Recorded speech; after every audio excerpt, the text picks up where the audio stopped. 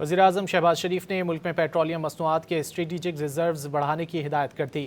Oil refineries کی اپ gradation کو بھی وقت کی اہم ضرورت قرار دے دیا۔ مزید جانیں گے ڈان نیوز کے نمائندے طاہر شیرانی سے۔ طاہر بتائیے۔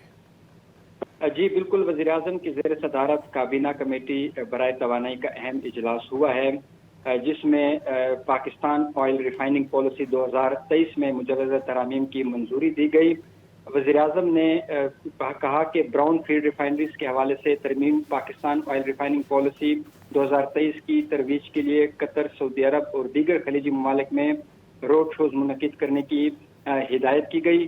وزیراعظم نے براؤن فیلڈ ریفائنریز کے حوالے سے ریفائننگ پالیسی میں ترمیم کے حوالے سے وزیر پیٹرولیم اور ان کی ٹیم کی کارکردگی کو سراہا۔ وزیراعظم نے ملک میں پیٹرولیم مصنوعات کی اسٹریٹجک ریزرو بڑھانے کی ہدایت بھی کی ہے۔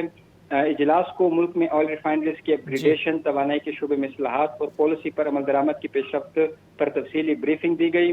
اجلاس کو بتایا گیا کہ براؤن فیلڈ ریفائنریز کے حوالے سے پاکستان آئل ریفائننگ پالیسی 2023 میں کی گئی ترامیم کا مقصد ماحول دوست یورو وی کی مطابقت رکھنے والے پیٹرول اور ڈیزل کی پیداوار کو یقینی بنانا، فرنس آئل اور کم معیار کی پیٹرول مصنوعات میں کمی لانا ہے۔ اجلاس میں جو اہم فیصلہ کیا گیا ہے وہ تو آئل ریفائننگ فیصلے کیے گئے۔ طاہر شیرانی اپڈیٹ کر رہے تھے، بہت شکریہ۔